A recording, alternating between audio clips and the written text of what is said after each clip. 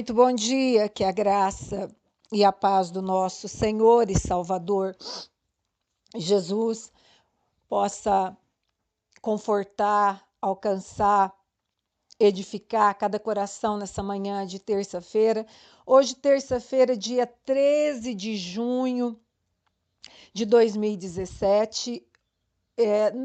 Nessa data de hoje, eu completo bodas de prata, 25 anos de casada.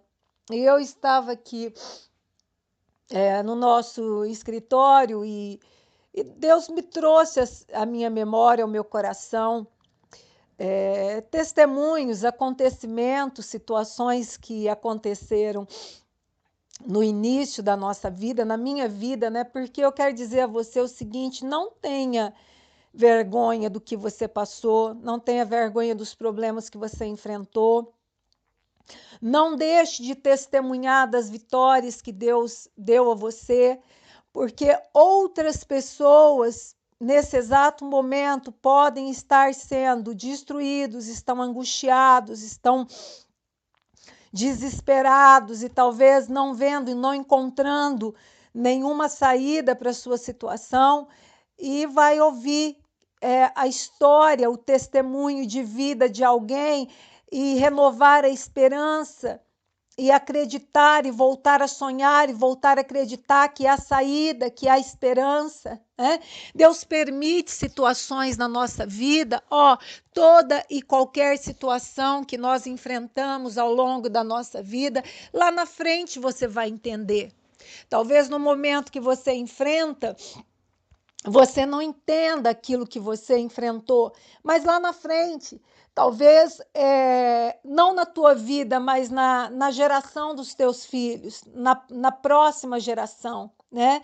Nós sabemos, ainda passa uma propaganda na TV, para quem tem TV a cabo, que mostra todo um trabalho social e de assistência em países como a África, ali com meninas negras, e dizendo que quando se ensina uma menina, quando se investe numa menina, está investindo numa geração inteira, né? Então, a tua vida, os teus pais, você é resultado e reflexo da geração dos teus pais, né? E os teus filhos também serão do teu lar, né? Eles vão colher muitos frutos de bênção, de vitória, mediante aquilo que você plantou, né?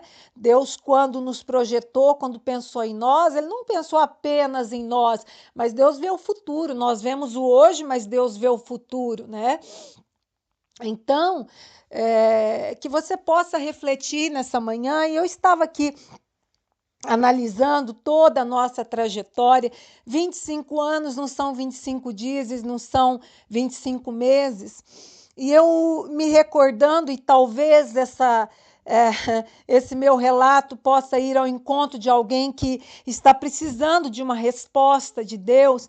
E eu quero dizer que tem muita gente sofrendo, tem muita gente sendo destruída, tem muita gente em desespero, tem muita gente tomando decisões erradas por falta de direção, por falta de orientação. Tem muita gente sofrendo preconceito. Eu quero dizer que eu acho que nem todos sabem toda a trajetória, né? Os meus pais tiveram problemas no casamento, enfim.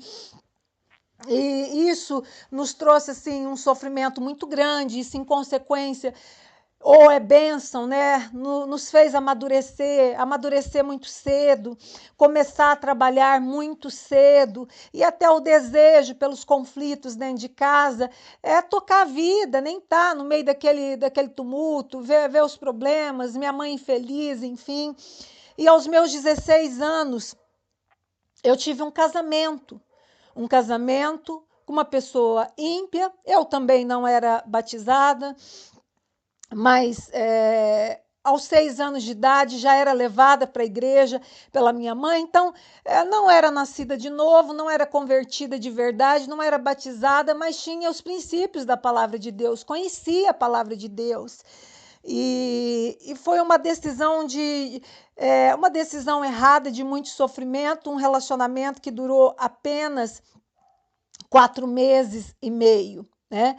E mediante todos os conflitos, as brigas e desentendimento, ele foi embora. Foi embora, me abandonou, e aí começou uma nova fase da minha vida, né? E eu vim para a cidade para onde eu moro, e a minha mãe, já frequentadora de igreja, membro de uma igreja muito tradicional, até radical, de usos e costumes. E você, a princípio, você não vai porque você quer ir na igreja, você vai pelo sofrimento, você vai pela dor, você vai para buscar uma saída, para buscar uma resposta. E assim foi comigo, né? Na minha cabeça e na orientação que era dada, eu tinha que lutar por aquele relacionamento, né? Eu não poderia tocar a minha vida, eu não poderia ter um novo relacionamento, era um pecado que eu não poderia, a minha vida tinha acabado ali, né? Eu tinha que lutar por uma pessoa que era ímpia, por uma pessoa que, ao terminar o relacionamento, estava nos adultérios da vida, nas festas da vida, tocou a vida dele, né?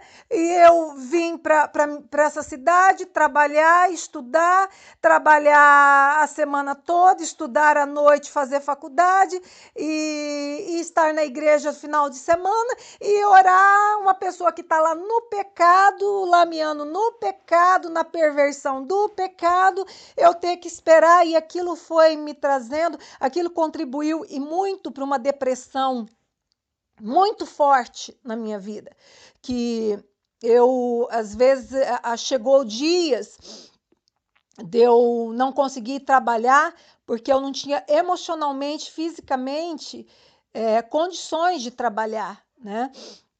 Tamanha depressão.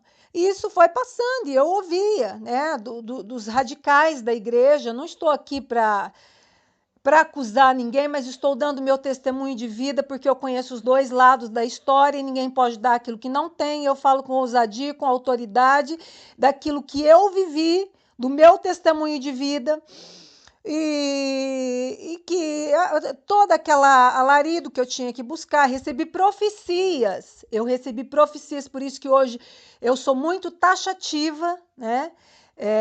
Muito cautelosa com essa questão de profecia. Eu acredito em profecia, eu acredito que ainda exista profetas, eu acredito que ainda Deus fale, porque eu já testemunhei, você já ouviu falar sobre o meu casamento, porém é muito pouco, é muito raro os verdadeiros profetas. Então, muito cuidado com a profecia que você recebe, muito cuidado com alarido, muito cuidado com barulho, muito cuidado com quem coloca a mão na tua cabeça, muito cuidado com aquele eis que eu te digo, né? Eu fico muito mais tranquila e segura na palavra de Deus. Você está alicerçado na palavra de Deus, então eu recebi profecia, que eis que eu vou trazer, eis que eu tenho um plano, eu vou trazer transformado, e vai voltar, e vai restituir o casamento, e vai ter uma filha, isso eu posso dizer que isso eu vivi. E aquilo foram se passando, os anos foram se passando, e eu esperando honestamente uma restauração. Já nem havia, se eu te falar, se você me perguntar, havia amor? Não mais, era um conflito que eu vivia. Como é que eu vou ter um relacionamento restaurado? Mas Deus é tão bom.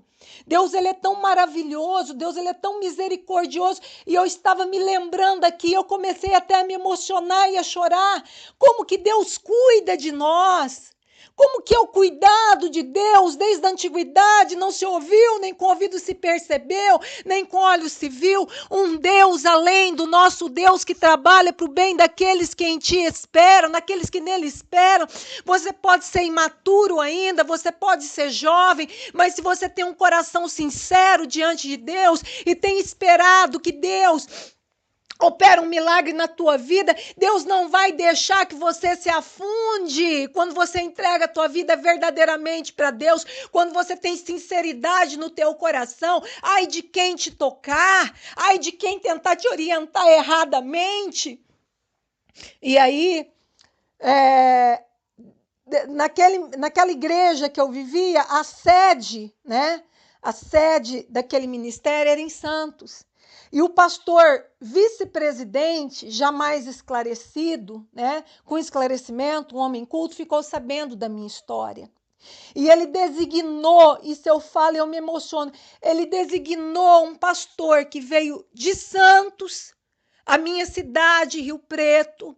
O nome daquele pastor era pastor Joãozinho. Se eu ver ele novamente, eu não me recordo da fisionomia dele, mas ele veio exclusivamente para conversar comigo e para dizer para mim que eu tinha sido abandonada, que era uma pessoa ímpia, que Deus não tinha aquilo para mim, que era para eu continuar a minha vida, para eu tocar a minha vida e esperar em Deus, que Deus tinha coisa nova para fazer na minha vida, que eu era livre a partir do momento que o outro tinha tomado a decisão de ir embora e estava lameado no pecado e tocou a vida no adultério, na prostituição, na libertinagem. Eu estava livre para ser feliz e para me casar de novo. E ali começou uma nova trajetória na minha vida, né?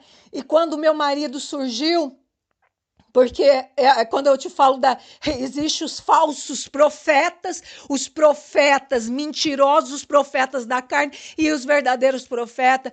Deus um dia usou uma mulher de Deus e disse que aquilo que eu estava esperando, o meu viria de longe. Aquilo que eu estava esperando, Deus ia me entregar. Meu marido estava no Japão, ele estava jogando no Japão, na época ele era jogador de futebol. E aí, quando meu marido surgiu, que no primeiro dia que meu marido surgiu, que nós fomos fazer uma visita, Deus falou assim para mim: eis aí diante de ti o que eu tenho te prometido. Então eu acredito que Deus fala, só que hoje eu tenho cautela, muito zelo. Ninguém vai vir me profetizando nada, nem falando algo para mim, não. E Deus confirmou naquele dia.